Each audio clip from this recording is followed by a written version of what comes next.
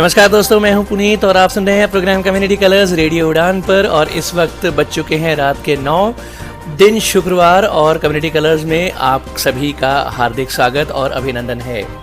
Community colours एक ऐसा programme जिसमें होती हैं डिसेबिलिटी न्यूज़ और साथ ही साथ होते हैं बहुत सारी इंफॉर्मेशंस, जानकारियाँ, सूचनाएँ और बहुत से नए नए सेगमेंट्स भी। फिलहाल न्यूज़ बुलेटिन आप प्रोग्राम कम्युनिटी कलर्स में सुनते हैं जिसमें होती हैं डिसेबिलिटी न्यूज़ और बहुत जल्द हम आपके लिए कोई ना कोई नया सेगमेंट लेकर हाजिर हो जाएंगे प्रोग्राम में। हमारा प्रोग्राम कम्युनिटी कलर्स आप बहुत पसंद करते हैं, प्रोग्राम को बहुत प्यार देते हैं, हम आपके इसके लिए तहे दिल से शुक्रगुजार हैं। हम आपसे ये कहते रहते हैं कि अगर आप किसी तरह का कुछ सेगमेंट इस प्रोग्राम में चाहते हैं तो आप हमें सजेशन दिया करें, सुझाव दिया करें ताकि हम उन्हें अपने इस प्रोग्राम में इम्प्लीमेंट कर सकें।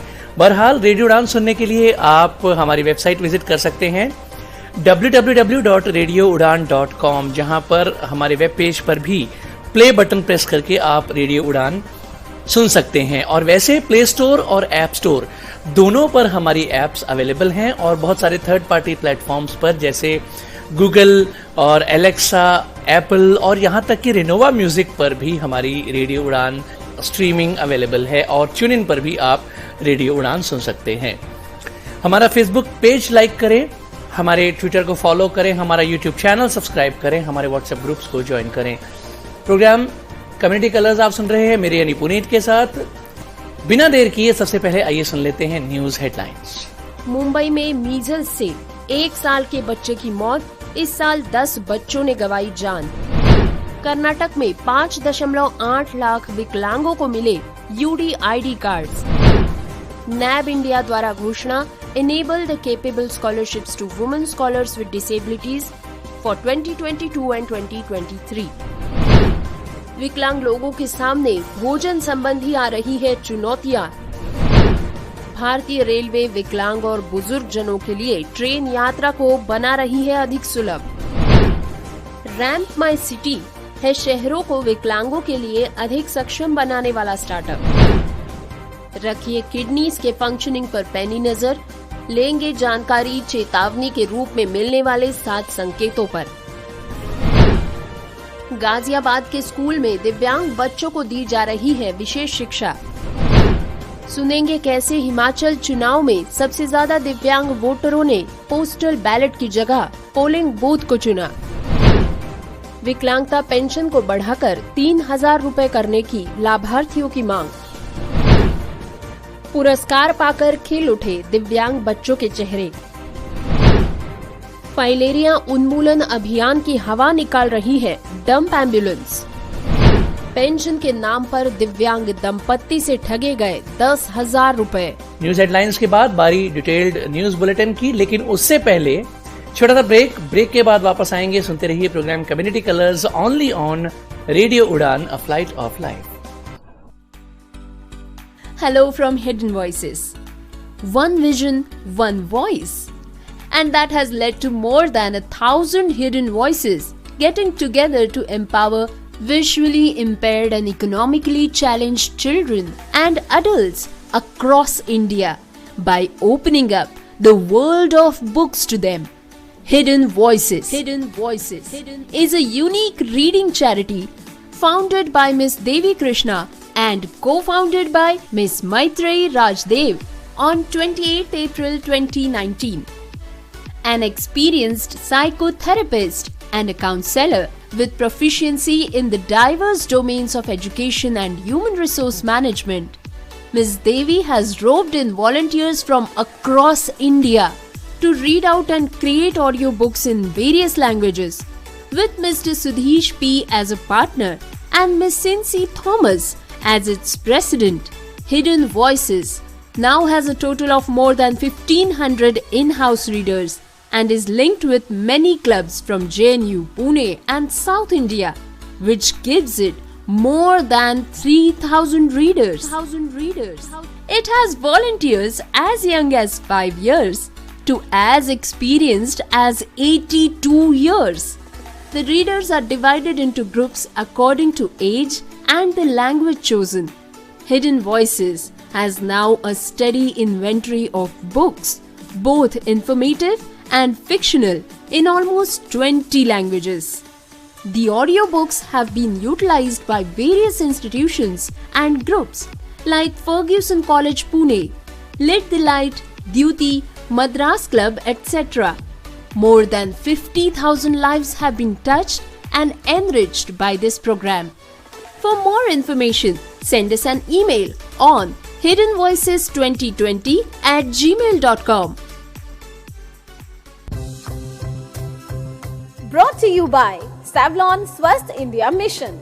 Protect yourself with the 3 good habits of SMS. S. Sanitize. M. Mask. S. Social distancing. Program में आप सभी का स्वागत। डिटेल्ड न्यूज बुलेटिन जारी है। फ्रेंड्स, मीजल्स के प्रकोप को देखते हुए मुंबई के नागरिक निकाय ने नागरिकों से 9 महीने से 5 साल के बच्चों तक का टीकाकरण करने का आग्रह किया है। बृहन मुंबई नगर निगम BMC ने कहा है कि मुंबई में हाल ही में खसरे माने कि मीजल्स के 20 नए मामले सामने आए हैं, जबकि वायरल संक्रमण से 1 साल के एक बच्चे की मौत भी हो चुकी है। इस साल 1 जनवरी से मुंबई में खसरे के 220 मामले सामने आए हैं और इस वर्ष की शुरुआत से अब तक मीजल्स से होने वाली मौतों की संख्या 10 तक है। नगर निकाय ने कहा है कि मुंबई में मीजल्स के प्रकोप को देखते हुए सभी नागरिकों को अपील की जा रही है कि वे 9 महीने से 5 साल तक के बच्चों का टीकाकरण जरूर करवाएं। एहतियात के तौर पर अंधेरी के 7 हिल्स अस्पताल में खसरे के मरीजों के लिए 120 बिस्तर आरक्षित किए गए हैं। इसमें गहन देखभाल यानी कि ICU में 100 ऑक्सीजन बेड्स, 10 वेंटिलेटर्स और 10 बेड्स शामिल है। पिछले 2 वर्षों से ये अस्पताल एक समर्पित कोविड-19 अस्पताल के रूप में कार्य कर रहा है। दोस्तों, अब खबर है कर्नाटक से। यहाँ पर 5.8 लाख विकलांग लोगों को मिले हैं UDID कार्ड्स। कार्ड्स का वितरण हावेरी, उत्तर कन्नड़ा, बेलगावी और मांड्या में भी दर्ज किया गया है। कार्ड का उद्देश्य विकलांग लोगों को कई सरकारी लाभों का लाभ उठाने में मदद करना है। विकलांग व्यक्तियों के अधिकारिता विभाग के सहयोग से ये कार्ड वितरित किए जा रहे हैं। कार्ड प्राप्त करने और सुविधाओं का लाभ उठाने के लिए नागरिकों को UDID पोर्टल पर अपना नाम दर्ज करना होगा। UDID कार्ड्स के साथ सरकार कार्यान्वयन के सभी स्तरों, ब्लॉक, जिला, राज्य और राष्ट्रीय स्तर पर लाभार्थी सुविधाओं को ट्रैक कर सकती है। इससे पहले विकलांगता की सूची में केवल 7 प्रकार की हानियों पर विचार किया जाता था, लेकिन 2016 के RPWD अधिनियम के संशोधन के बाद से 21 अतिरिक्त प्रकार की विकलांगताओं को इसमें शामिल किया गया है। दोस्तों, अब सुनते हैं NAB इंडिया द्वारा नेत्रहीन महिलाओं और विकलांगता अध्ययन केंद्र के बारे में आ रही ये खबर। NAB India centre for blind women and disability studies ने भारतीय उद्योग परिसंघ माने के confederation of Indian industries CII के सहयोग से 2022-2023 के लिए विकलांग महिला विद्वानों को सक्षम छात्रवृत्ति का दूसरा चरण प्रस्तुत किया है। 2021 के दौरान CII के इस कार्यक्रम के तहत दिल्ली विश्वविद्यालय से पढ़ने वाली 15 नेत्रहीन महिलाओं को पहले ही लाभान्वित किया जा चुका है। दिल्ली यूनिवर्सिटी में 15 नेत्रहीन महिला विद्वानों के बाद अब 30 और उज्जवल और योग्य दृष्टिहीन महिला आवेदकों की तलाश NAB इंडिया कर रही है। इस बार भारत के विभिन्न क्षेत्रों जैसे जम्मू कश्मीर, हिमाचल प्रदेश, पंजाब, गुजरात और केरल से उम्मीदवारों को ढूंढा जा रहा है। छात्रवृत्ति के लिए आवेदन की पात्रता सुन लीजिए। शैक्षिक वर्ष 2022-23 के लिए संबंधित राज्यों के किसी भी मान्यता प्राप्त विद्यालय से स्नातक के यानी कि ग्रेजुएशन के पहले वर्ष की पढ़ाई कर रही दृष्टिबाधित छात्राएं इसके लिए अप्लाई कर सकती है। एक बार चुने जाने के बाद आवेदकों को ऑडियो या वीडियो कॉलिंग के माध्यम से व्यक्तिगत साक्षात्कार माने कि इंटरव्यू के लिए उपस्थित होना होगा। छात्रवृत्ति समिति द्वारा अंतिम रूप दिए जाने के बाद सफल नेत्रहीन बालिका अभ्यर्थी पूरे पाठ्यक्रम की अवधि के लिए छात्रवृत्ति पाने के लिए पात्र होंगी, बशर्ते के निर्दिष्ट अंतराल के बाद मार्कशीट का प्रावधान हो और शिक्षा बिंदु में उचित प्रदर्शन हो। आपसे अनुरोध किया जाता है कि कृपया योग्य नेत्रहीन महिलाओं को इस छात्रवृत्ति कार्यक्रम के लिए नामांकित करें ताकि उनके उच्च शिक्षा के सपने पूरे किए जा सके। कृपया पंजीकरण प्रक्रिया के बारे में समन्वयक सुश्री प्रियंका और सुश्री विनीता से संपर्क करें। संपर्क के लिए नंबर्स है 011-4165-6266 यानी कि 011-4165-6266 और 268-5258-9 पर यानी कि 2685-2589 पर। अधिक जानकारी के लिए आप संपर्क कर सकते हैं 8587974427 पर। फिर से एक बार नोट करें 8587974427। दोस्तों, प्रोग्राम में अब खबर सुनते हैं विकलांग लोगों के सामने भोजन संबंधी आने वाली चुनौतियों के बारे में। विकलांग लोगों के भोजन की खरीद, तैयारी और उपभोग के अनुभवों को करीब से देखने से पता चलता है कि भारत में खाद्य सुरक्षा आम चर्चा से गायब हो गया है। विश्व खाद्य दिवस 2022 की पूर्व संध्या पर भारत ग्लोबल हंगर इंडेक्स में 6 पायदान से नीचे खिसक गया है और 121 देशों में अब भारत 107वें स्थान पर आ गया है। ये तस्वीर काफी चिंताजनक है। देश की 70% से भी ज्यादा आबादी स्वस्थ भोजन का खर्चा नहीं उठा पा रही है। हालांकि इसमें कुछ खाद्य पदार्थों की बढ़ती कीमतों, कोविड-19 महामारी जैसे कारण शामिल है, लेकिन भारत में लाखों लोगों के जीवन पर भूखमरी और विनाशकारी प्रभाव अभी जारी है। भारत में ऐसे काफी लोग हैं जो नहीं जानते कि उनका अगला भोजन कहां से आएगा। हालांकि भारत में खाद्य सुरक्षा पर व्यापक बहस हो रही है, लेकिन इसमें से एक महत्वपूर्ण मुद्दा गायब है और वो है विकलांग लोगों के लिए भोजन से संबंधित समस्याएं। पीडब्ल्यूडीज खाद्य असुरक्षा के दोहरे बोझ से ग्रसित है। वे स्थिर रोजगार खोजने और भोजन की खरीद और तैयारी में भी कठिनाइयों का अनुभव कर रहे हैं, जबकि विकलांग लोगों द्वारा अलग अलग बाधाओं का अनुभव किया जाता है। कुछ सामान्य बाधाओं में दुर्गम रसोई डिजाइन्स, उपयोगिताओं, कटलरी और उपकरण और भोजनालयों में दुकानदारों और कर्मचारियों के साथ संचार चुनौतियां शामिल हैं। विकलांग लोगों को स्वाद, व्यक्तिगत पसंद और पोषण से समझौता करना पड़ रहा है, जिससे उन्हें भोजन के प्रति उदासीनता हो रही है। अधिकांश पीडब्ल्यूडीज के लिए पर्याप्त मात्रा में पौष्टिक भोजन आज भी सुगम्य नहीं है। इसके बाद भी कई लोग पूरी तरह से भोजन छोड़ देते हैं या रेडीमेड फूड आइटम्स जैसे कि स्नैक्स वगैरह खाते हैं, जिसकी वजह से वे कुपोषण और बीमारी की चपेट में आ रहे हैं। ये समस्या पीडब्ल्यूडीज की कुछ श्रेणियों के लिए अधिक स्पष्ट है, जैसे कि बच्चे, वरिष्ठ नागरिक जो अकेले रह जाते हैं जब उनकी देखभाल करने वाले काम पर जाते हैं, या फिर निस्संतान बुजुर्ग जोड़े और अकेले रहने वाले अविवाहित लोग। सच जानिए, ग्रामीण क्षेत्रों में तो स्थिति और भी खराब है। पीडब्ल्यूडी सामाजिक कलंक का अनुभव करते हैं और उन्हें बहुत ही सीमित स्वास्थ्य देखभाल दी जाती है। भोजन और विकलांगता के बारे में सोचते समय लिंग और आर्थिक वर्ग का विचार करना भी उचित है। विकलांग पुरुष अपना खाना पकाने के लिए परिवार की महिला सदस्यों पर निर्भर करते हैं। इस तथ्य के बावजूद कि उनके पिता, माताएं, बहनें भी अक्सर अक्षम हो सकती हैं। कुछ लोग खाना पकाने से पहले खाना पकाने और भोजन तैयार करने की गतिविधियों में शामिल होने में भी अक्षम होते हैं। सब्जियां, फलों और दालों को धोना, काटना, पेस्ट बनाना आदि अन्य अधिक काम गंभीर विकलांगता से पीड़ित लोग नहीं कर पाते। इस मामले में दृष्टिबाधित एक प्रतिभागी ने बताया कि चावल, सब्जियां और मूंगफली से छोटे कीड़े और गंदगी साफ करना उनके लिए समय लेने वाला है और मुश्किल है। बौद्धिक अक्षमता वाला एक प्रतिभागी खाना बनाते समय मसालों, पानी और सब्जियों की उचित मात्रा नापने के लिए संघर्ष करता रहता है और रेसिपी के चरणों का पालन करने में उन्हें परेशानी होती है। व्हील चेयर में उपयोगकर्ताओं को रसोई में संरचनात्मक चुनौतियों का सामना करना पड़ता है और इन्हीं कारणों की वजह से विकलांग लोगों के सामने भोजन संबंधी चुनौतियां आज भी प्रबल हो रही है। दोस्तों, वरिष्ठ नागरिकों और विकलांगों को ट्रेन यात्रा के दौरान काफी कठिनाइयों का सामना करना पड़ता है। भाप से चलने वाली ट्रेनों से लेकर सुपर फास्ट एक्सप्रेस तक भारतीय रेलवे ने आम जनता की सेवा के लिए 177 शानदार वर्ष पूरे किए हैं। वर्तमान में ये नेटवर्क देश के चारों कोनों में 7,325 स्टेशन के साथ दुनिया की चौथी सबसे बड़ी रेलवे प्रणाली बन चुकी है।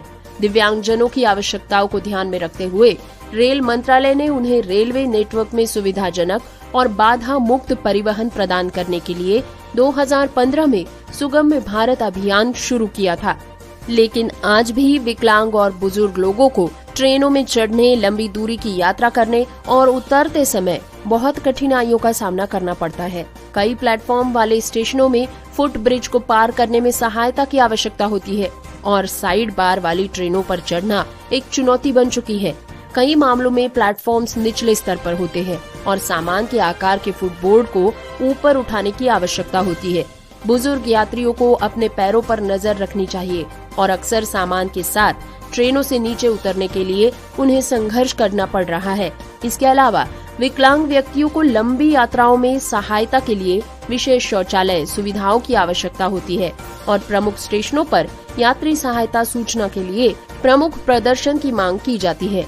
इस तरह की यात्रियों की जरूरतों को पूरा करने के लिए रेलवे अधिकारियों को सुविधाएं प्रदान करने के लिए प्रेरित किया जा रहा है। व्हील चेयर और बैटरी से चलने वाले वाहन वरिष्ठ नागरिकों और दिव्यांगजनों को मुफ्त में ट्रेन से आने जाने के लिए सुविधाओं के रूप में दिए जा रहे हैं।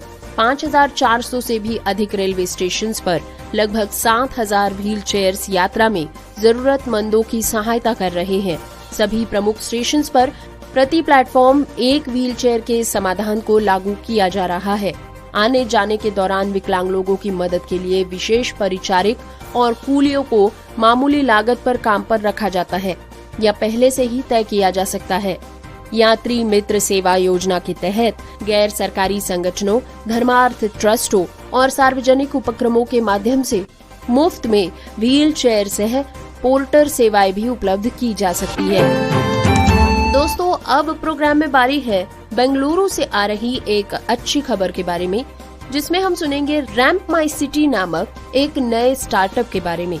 रैंप माई सिटी ने अब कार्यस्थलों, रेसिडेंशियल सोसाइटीज, स्कूलों, कॉलेजेस और सार्वजनिक पार्कों आदि जैसे सार्वजनिक उपयोग के मुख्य स्थानों को विकलांगों के लिए अनुकूल बनाने की कोशिश शुरू कर दी है।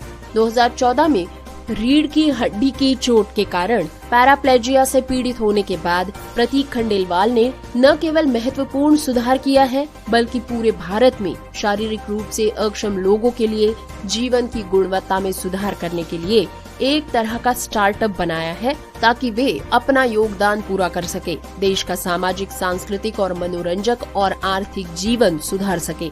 रैंप माई सिटी एक एक्सेसिबिलिटी स्टार्टअप है जो इंक्लूसिविटी को इंफ्रास्ट्रक्चरल चेंज से आगे ले जाता है। 2018 में व्हील चेयर उपयोगकर्ताओं के लिए रेस्टोरेंट्स को सुलभ बनाने के लिए एक सरल अपील के रूप में शुरू किया गया रैंप माई सिटी ने अब तक कई जगहों को एक्सेसिबल बना दिया है। रैंप माई सिटी आपको सरल समाधान प्रदान करके भोजनालयों, होटल्स और सरकारी भवनों तक पहुंच प्रदान करता है। अपनी यात्रा के बारे में बोलते हुए श्री खंडेलवाल ने कहा कि जब मुझे लकवा मार गया था, व्हील चेयर मेरे जीवन का हिस्सा बन गई और मैं घर से बाहर नहीं जा पाता था। इसने मुझे अन्य विकलांग लोगों की मदद करने के लिए रैंप माई सिटी शुरू करने की प्रेरणा दी। विकलांग व्यक्तियों के लिए भवनों को सुलभ बनाने में भारत में बहुत बड़ी खामियां हैं। इसके लिए संस्थापक का कहना है कि स्टार्टअप ने पिछले 3 वर्षों में 300 से भी अधिक स्थानों को विकलांग लोगों के लिए सुलभ बनाया है, जिसमें स्कूल्स, पुलिस स्टेशन और 75 से अधिक रेस्टोरेंट्स शामिल है। रैंप माई सिटी भी सत्रों का आयोजन करके समावेशिता को बढ़ावा देता है, जहां कर्मचारी और संगठन के कर्मचारियों को अक्षमता वाले व्यक्तियों के प्रति उनके दृष्टिकोण, व्यवहार और विचार प्रक्रिया को ट्यून करने के लिए व्यावहारिक प्रशिक्षण, जागरूकता और संवेदनशीलता दी जाती है। दोस्तों, किडनी खराब होने के लक्षण और संकेतों को जानना बेहद जरूरी है। अगर आप भी सोच रहे हैं कि किडनी खराब होने पर कैसे पता चलता है, तो आज हम जानेंगे किडनी खराब होने के लक्षणों के बारे में। किडनी खराब तब होती है जब किडनी अपना काम ठीक नहीं कर पाती। डायबिटीज, वृद्धावस्था, पारिवारिक इतिहास और हाई ब्लड प्रेशर जैसे कारण किडनी की समस्या होने का खतरा होता है। आप ये जानकर भी चौंक जाएंगे कि किडनी की बीमारी से दिल और ब्लड वेसल्स डिसीज होने की संभावना बढ़ जाती है। किडनियां हमारे शरीर से अपशिष्ट को छानती हैं और किडनी को हेल्दी बनाए रखने के लिए हमें हमेशा कुछ जरूरी बातों को ध्यान में रखना चाहिए। हमारी कई खराब आदतें किडनी डैमेज का कारण बनती है। लाखों लोग किडनी की बीमारियों के साथ जी रहे हैं और उससे भी बड़ी बात कि कईयों को ये पता तक नहीं है। ऐसे में किडनी खराब होने के लक्षण और संकेतों के बारे में जानना बेहद जरूरी है। अगर आप भी सोचते हैं कि किडनी खराब होने पर पता कैसे चलता है, तो सुनते हैं कुछ वार्निंग साइंस के बारे में। थकान। अगर आप कुछ भी नहीं करने के बाद भी थके हुए महसूस करते हैं, तो शायद डॉक्टर से बात करने का यही सही समय है, क्योंकि ये संकेत चिंताजनक है और बताता है कि अंतर्निहित स्वास्थ्य समस्या है। दूसरा, भूख कम लगना। अगर आप कुछ भी नहीं खा पा रहे हैं, तो ये किसी गंभीर समस्या का संकेत है। आमतौर पर किडनी की बीमारी वाले लोग इस लक्षण का अनुभव करते हैं। पैरों और टखनों में सूजन, ये भी किडनी रोग के कुछ सामान्य लक्षण हैं। इन लक्षणों को किसी भी कीमत पर नजरअंदाज न करें। सूजी हुई आंखें। जी हाँ, आंखों में सूजन का मतलब है कि आपको किडनी की बीमारी हो सकती है। सूखी खुजली वाली त्वचा। जैसे जैसे किडनी का कार्य गिरता जाता है, विषाक्त पदार्थ शरीर में जमा होने लगते हैं, जिससे खुजली और सूखी दुर्गंध युक्त त्वचा आप महसूस कर सकते हैं। और एक बहुत जरूरी वार्निंग साइन है यूरिन फ्रीक्वेंसी में बदलाव। व्यक्ति को अपने यूरिन आउटपुट पर बहुत सावधानी से नजर रखनी चाहिए। उदाहरण के तौर पर मूत्र उत्पादन कम हो सकता है या आपको अधिक बार पेशाब करने की जरूरत महसूस हो सकती है, और खासकर रात में। इसको नजरअंदाज कतई न करें। किडनी की आखिरी वार्निंग साइन है हाई ब्लड प्रेशर। किडनी की बीमारी का एक प्रमुख कारण है हाई ब्लड प्रेशर, और ये किसी भी व्यक्ति में पाया जा सकता है। तो दोस्तों, इन सब वार्निंग साइंस पर हमेशा ध्यान रखें। नियमित तौर पर जरूरी मात्रा में पानी पिए और अपनी किडनियों की हेल्थ और अपनी किडनीज को हेल्दी रखें। डिटेल न्यूज बुलेटिन जारी है, लेकिन इससे पहले वक्त एक बार फिर एक छोटे से ब्रेक का है। ब्रेक के बाद फिर मिलेंगे। सुनते रहिए programme community colours on radio Udaan, a flight of life. Hidden voices की तरफ से आप सभी का स्वागत। हिडन वॉइसेस, एक दृष्टि एक आवाज, और इसने पूरे भारत में दृष्टिबाधित और आर्थिक रूप से विकलांग बच्चों और वयस्कों को किताबों की दुनिया खोलकर सशक्त बनाने के लिए 1000 से भी अधिक छिपी हुई आवाजों को मिलाया है। 28 अप्रैल 2019 को देवी कृष्णा द्वारा स्थापित और सुश्री मैत्री राजदेव द्वारा सह संस्थापित हिडन वॉइसेस एक अद्वितीय रीडिंग चैरिटी है। देवी एक अनुभवी मनोचिकित्सक और काउंसलर है और ह्यूमन रिसोर्स मैनेजमेंट की एक दक्ष प्रबंधक है। देवी ने पूरे भारत के विभिन्न भाषाओं के स्वयंसेवकों को दृष्टिबाधितों के लिए ऑडियो किताब पढ़ने और बनाने के लिए तैयार किया है।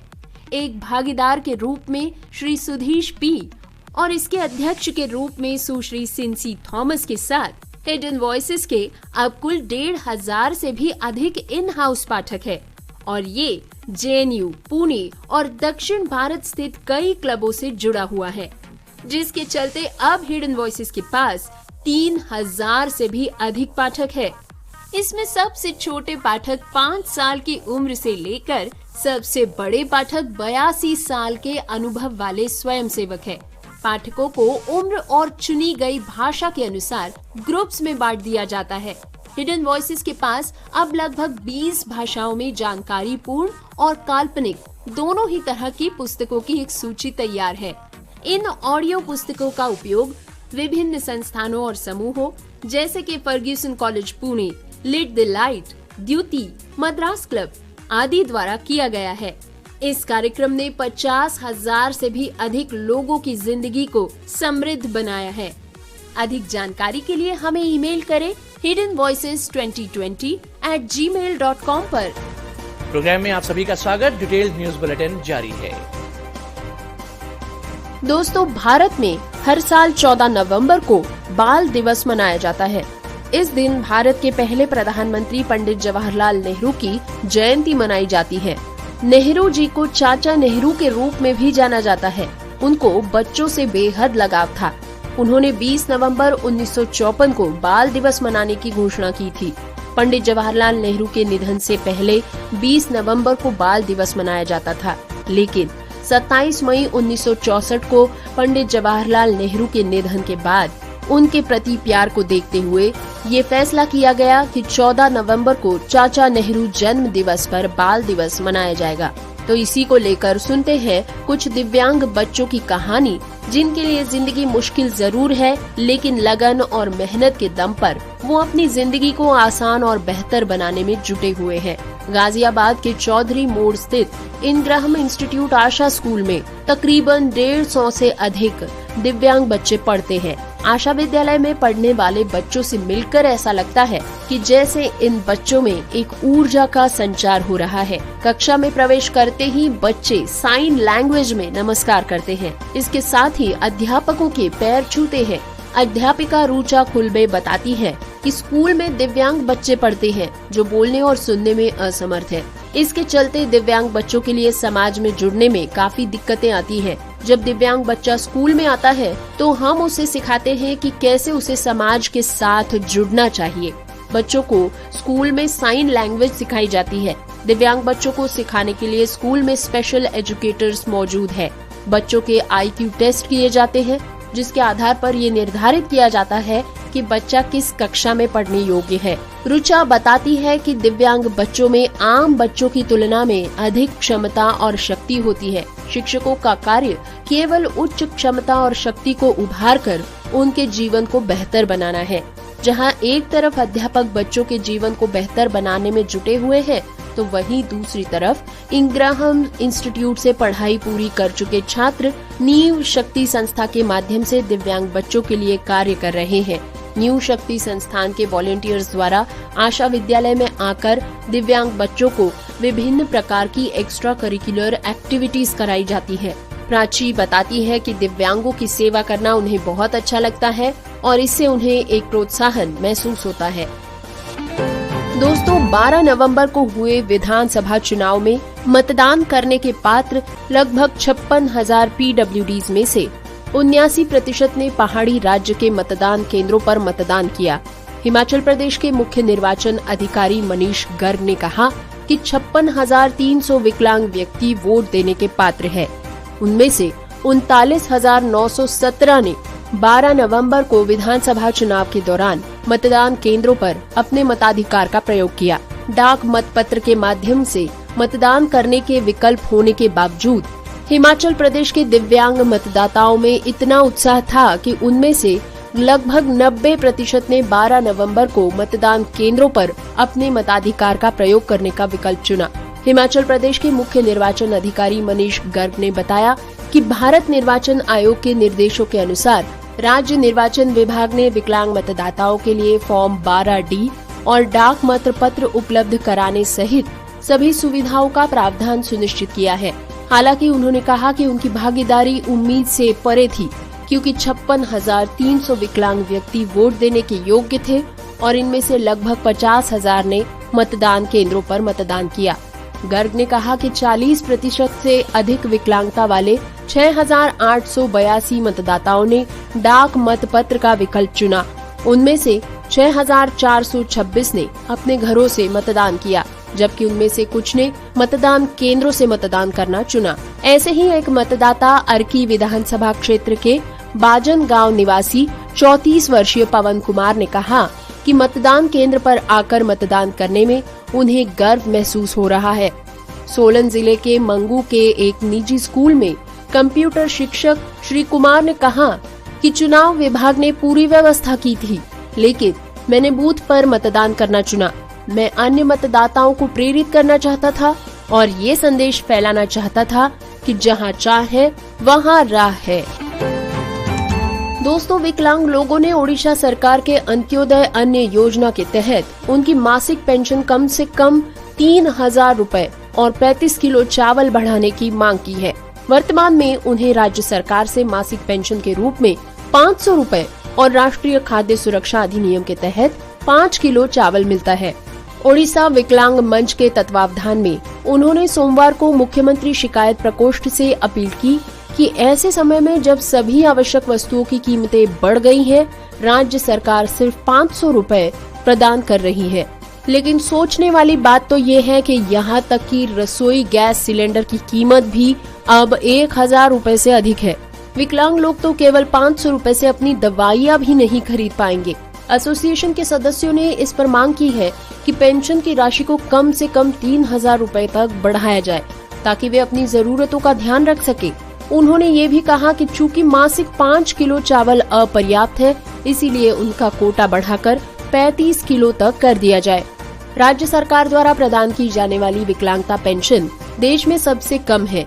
इस साल फरवरी में केंद्रीय ग्रामीण विकास मंत्री फग्गन सिंह कुलस्ते द्वारा संसद में दिए गए एक जवाब के अनुसार ओडिशा, महाराष्ट्र, मध्य प्रदेश, बिहार, मिजोरम, मेघालय, नागालैंड और छत्तीसगढ़ जैसे राज्यों में सबसे कम 100 रुपए से लेकर 500 रुपए तक की विकलांगता पेंशन का भुगतान किया जाता है। दोस्तों, अब खबर उत्तर प्रदेश के रायबरेली से। ब्लॉक संसाधन केंद्र नगर क्षेत्र में दिव्यांग बच्चों के तहसील स्तरीय खेलकूद एवं सांस्कृतिक कार्यक्रमों का यहाँ पर आयोजन किया गया। इसमें तहसील के सभी विकास खंडों के दिव्यांग बच्चों ने प्रतिभाग कर अपनी प्रतिभा का परिचय दिया। कार्यक्रम की अध्यक्षता खंड शिक्षा अधिकारी नगर क्षेत्र ने की। इसके दौरान नृत्य, गायन, चित्रकला, चम्मच दौड़, कुर्सी दौड़ आदि प्रतियोगिताओं का आयोजन किया गया।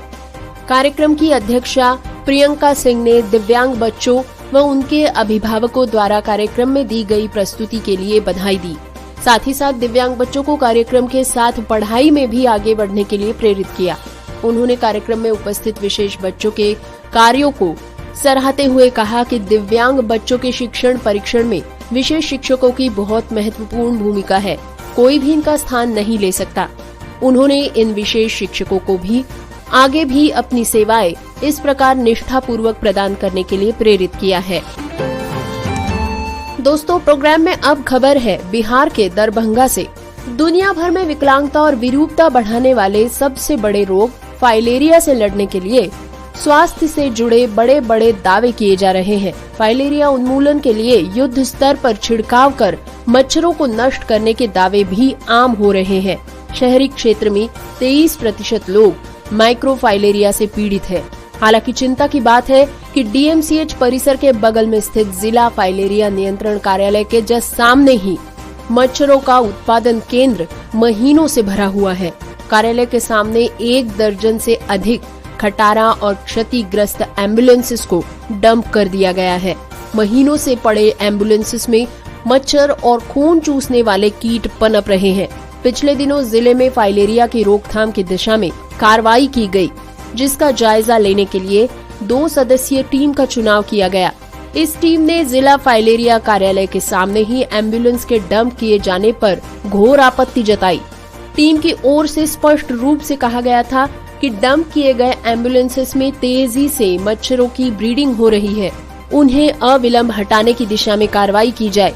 पूर्व में सभी खटारा और क्षतिग्रस्त एम्बुलेंसेस को बेंता ओपी के बगल में दरभंगा मेडिकल कॉलेज के खेल मैदान में डंप किया गया था। वहां एम्स निर्माण के लिए मिट्टीकरण का काम शुरू होने के बाद कहीं जगह नहीं मिली तो उन्हें फाइलेरिया नियंत्रण कार्यालय के सामने ही रख दिया गया। उन्हें डंप करने के लिए ऐसी जगह तलाशी गई जिससे वरीय अधिकारियों की नजर वहां तक न पड़े। हालांकि केंद्रीय टीम की नजर पड़ने के बाद मामला सुर्खियों में आ रहा है। चिकित्सकों का कहना है कि मच्छरों और खून चूसने वाले कीटकों के जरिए ही लोग फाइलेरिया की चपेट में आ रहे हैं। ऐसे में जिला फाइलेरिया नियंत्रण कार्यालय के सामने ही मच्छरों की ब्रीडिंग का इंतजाम किया जाना हास्यास्पद है। दोस्तों, अब खबर उत्तर प्रदेश के मुजफ्फरनगर से। यहाँ पर दिव्यांग दंपति से गांव के एक युवक द्वारा ही पेंशन बनवाने के नाम पर हजारों रुपए ठगने का मामला प्रकाश में आया है। पीड़ित ने तहरीर देकर कार्रवाई की गुहार लगाई है। ककरौली थाना क्षेत्र के गांव खाईखेड़ा निवासी वृद्ध सुभाष ने बताया कि वो और उनकी पत्नी दोनों पैरों से दिव्यांग है। किसी प्रकार वो अपना जीवन यापन कर रहे हैं। उन्होंने विकलांगता पेंशन बनवाने के लिए कई बार काफी प्रयास किया, किंतु उनकी विकलांगता पेंशन अभी तक नहीं बन सकी है। उन्होंने आरोप लगाया कि बीते 5 महीने पहले गांव का ही एक युवक उनके पास आया और पेंशन बनवाने की बात कहकर उनसे हजारों रुपए ऐंठ लिए। पीड़ित ने बताया कि आरोपी युवक इसी तरह से पेंशन और अन्य दस्तावेजों को बनवाने के नाम पर गरीब लोगों से पहले भी रकम हड़पता बन चुका है। पीड़ित युवक के विरुद्ध थाने में तहरीर देकर पुलिस से कार्रवाई की गुहार लगाई है।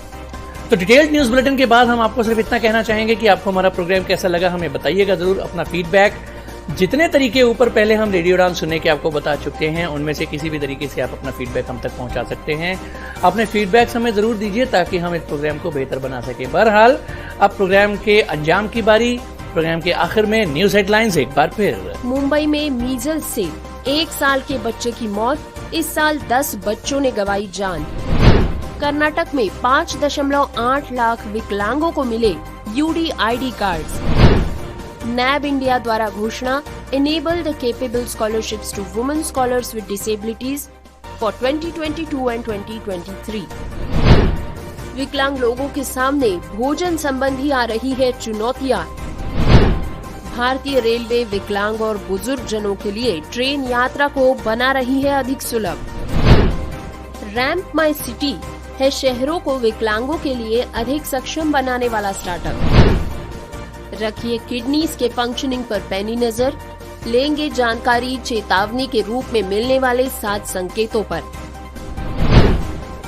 गाजियाबाद के स्कूल में दिव्यांग बच्चों को दी जा रही है विशेष शिक्षा। सुनेंगे कैसे हिमाचल चुनाव में सबसे ज्यादा दिव्यांग वोटरों ने पोस्टल बैलेट की जगह पोलिंग बूथ को चुना। विकलांगता पेंशन को बढ़ाकर 3,000 रुपए करने की लाभार्थियों की मांग। पुरस्कार पाकर खिल उठे दिव्यांग बच्चों के चेहरे। फाइलेरिया उन्मूलन अभियान की हवा निकाल रही है डंप एम्बुलेंस। पेंशन के नाम पर दिव्यांग दंपत्ति से ठगे गए 10,000